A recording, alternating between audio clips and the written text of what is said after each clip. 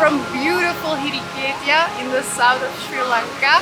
It's a true paradise here. We've been spending a few days now. So we've been spending the last few days here now, enjoying some sun, some beach. It's a true surfer's paradise here for those guys out there that like that. It's quite popular though. It used to be a hidden gem. They called this like a Bali from 20 years ago, but more tourists are finding their way here. It's a small bay compared to Dikwella, which is right next to it. We did a small walk yesterday. It's a little bit more open there, a bit more serene compared to Hiriketiya, where there is a lot of atmosphere going on here, right? Yeah, you have a lot of restaurants, you have bars, you can get cocktails and juices, drinks, all kinds of things here. Obviously you can rent surfboards on every little corner. Indeed, it is a surfer's paradise, and you see like everywhere there's more surfers actually than people bathing, so that's normal. But truly, it's amazing.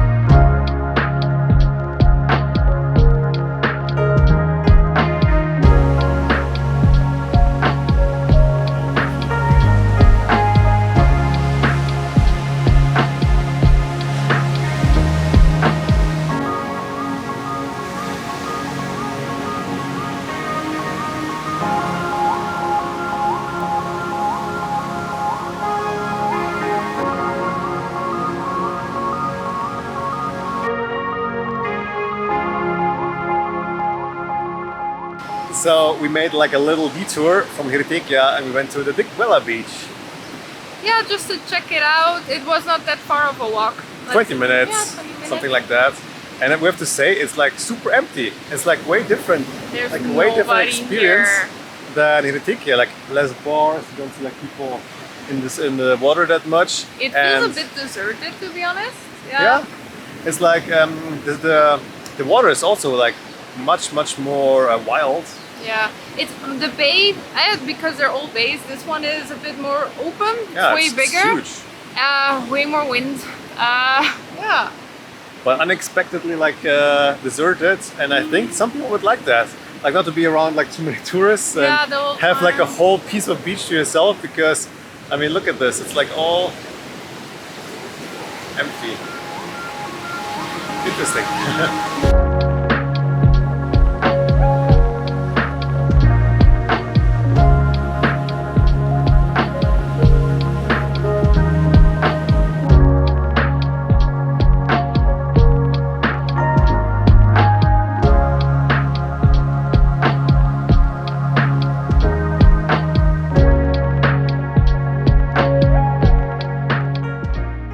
We've been to Dikwella yesterday as well, and we have to say Dikwella is of course like much bigger, the beach, but it's also a little bit more like raw and still like a little bit natural because it has like really big waves, like a little bit more wild, less tourists, you have like less of everything, like less bars.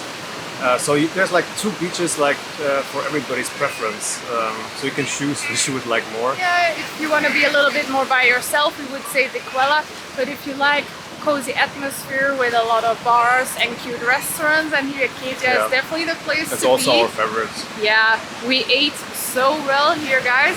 The seafood is amazing. Oh, wow, yeah, definitely. So we ate some good prawns already. We're still on the hunt for a nice place to eat some lobster here because there's supposed to be quite a lot.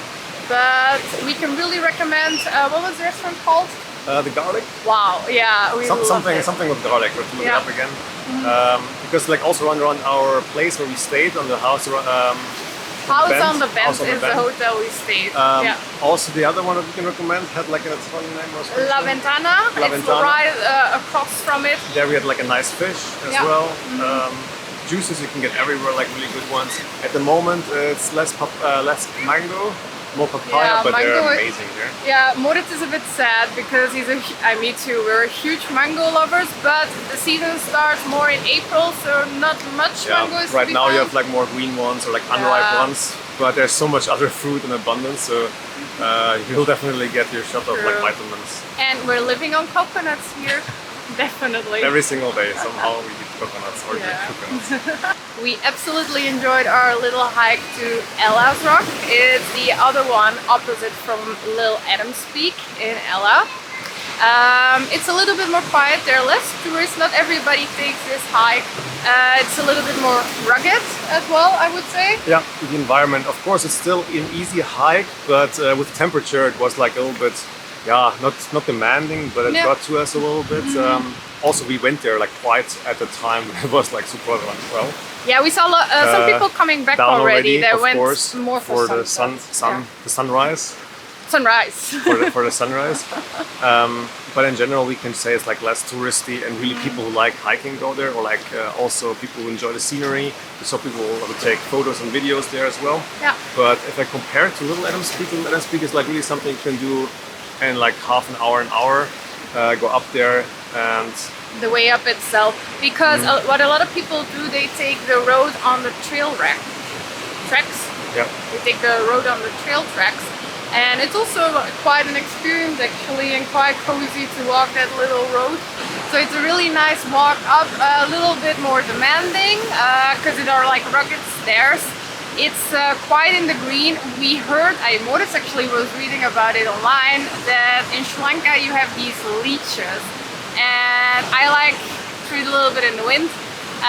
When we were further up actually on Ella Rock, all of a sudden I saw that my shoe and my sock was quite bloody.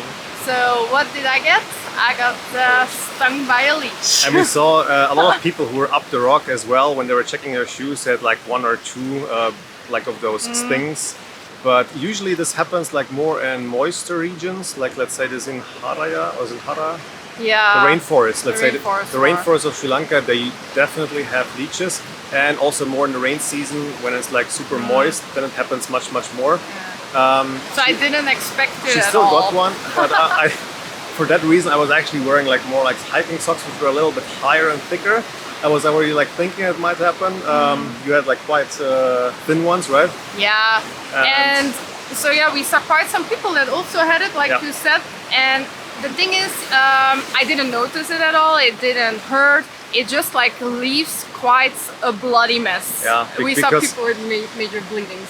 Yeah, it stops the blood from clogging for a while, like the stuff they put in there in the Yeah. wound. So that's what's gonna happen. It looks worse than it actually is. Yeah, so- And apparently, to online sources, let's say, it doesn't transmit any like diseases like mosquitoes do or No, like ticks do. So less to be worried about. And that was kind of it for that day, because afterwards we got right back in time in the town, because it was quite a little bit stormy. We got quite a rain shower, so we seek shelter for the rest of the afternoon in the town. The town is really lovely. It is so many bars and restaurants, really nice vibes to chill. So It gave you like in the beginning a vibe, a little bit of Bali or Thailand, you said, since yeah, you've been there. indeed, it gave me a little bit of that vibe. So A lot of lights, it's like noisy, you have a lot of tuk-tuks, and Yeah, indeed, everywhere indeed. a place where you can do something, eat something. So we spent quite some time there. Locals are so friendly. So that was kind of it for the day. Then we headed back to our house stay. We really loved our house stay there. It's a perfect view over the gap and over mainly El Rock. Yeah, lovely breakfast there. Every time served like so beautifully. Yeah. A lot of food, and just the view was amazing. And Like a dream. one morning we had like a little, okay, it was not a little, it was quite a big monkey family who was like Joining up us in the for trees breakfast. above us, and yeah, like 20 of them just like eating jackfruit there. And oh from my the god, tree. we went in for 5 minutes to get our stuff to go to the town. We come outside, what do we see? A big monkey was eating like the rest of Big our ass breakfast. monkey! He was grabbing the food. He Yeah. not scared at all. It was so funny. Indeed. So like I said, the rest of the afternoon we just chilled, and then in the evening we went back for some dinner. We went the second time to Ella Village restaurant because we loved their rice and curry so much. It was our delicious. favorite actually. Our The very first favorite. time we went there was our favorite, especially the aubergine, like the eggplant Oh, that we yeah. had was amazing. And like all the small little curries that they do as well. Yeah. Um, And then our last day we wanted to take things a bit slow. We just went to Ravana Falls, to a waterfall, but it was Yeah. beautiful. Ravana It's a small trip. Ravana Falls is like definitely very touristy. Like you have a lot of again like little shops and shacks there. A lot of tuk-tuks bring people there. Yeah. But you can't really go up the waterfall. No. It's just mostly at the bottom that you can like walk around a little bit and take pictures. So it's an okay thing to do if you want to fill your day. It doesn't have to be the only indeed, thing. it was a bit filling up our day. And also, if you've never seen a waterfall and it's your first, it's really beautiful. But like Moritz said, you can go up. So we enjoyed, for example, Ramboda Falls in Vara Ilia way more. Definitely. A little bit of a hike, and it's like a little bit hidden away. Ravana Falls like right at the street, so like Yeah. really right where the street goes along. You can see the waterfall already. And that was kind of it for the day. And then the later afternoon I was thankfully feeling better because we had a cooking class at Priya's cooking school. It was such a nice experience. Priya was lovely. Yeah, with what other people, other tourists, a Yep. small group of 10. 10, maybe 12 people Yeah. were all together. This time it was mostly Germans, as so often here in Sri Lanka. But it was a nice experience. She explained the spices, how to do the curries. We could cook it ourselves. We were like helping preparing, and of course, in the end, we were eating what we created that evening. Yeah, it's a little bit more personal, Yeah. and it's really, she says, it's teamwork. So literally everyone had to help, like slicing Yeah. a pineapple, for example. Indeed. So a little bit more about the dishes we learned to make at Priya's cooking school. Mainly, it was all It vegetable, was actually. all Yeah. vegetarian dishes that we made, and with a roti as well. It Yeah. was a coconut roti that we made. Oh yeah, that was fun. So we actually learned from scratch all the things they make with a coconut. So some helped in emptying the coconuts from the inside. Moritz did a little bit of grinding himself. They use that interesting device actually to Yeah. get all the flesh from the coconut out, which takes a little bit of time and muscle strength, but it works quite well, I guess. So the curries we made were the dal curry, we had the beetroot curry, we had the ones with green beans, Yeah. we had coconut sambal, of course, with coconut roti to go with it, pumpkin curry, and The pineapple. pineapple. That was the first. It was so yummy, and she actually told us the way they make the curry is the base to make them for all the meats, so to make with chicken or even with fish. Right. It was absolutely amazing. And the nice thing also is at the end of the cooking class, she sends you by email all the recipes. So we're definitely gonna try them out back at home. Moritz is in love with the dal curry, so I already know we're gonna make. Yeah, we're gonna do the lentils next week when we're home, I guess.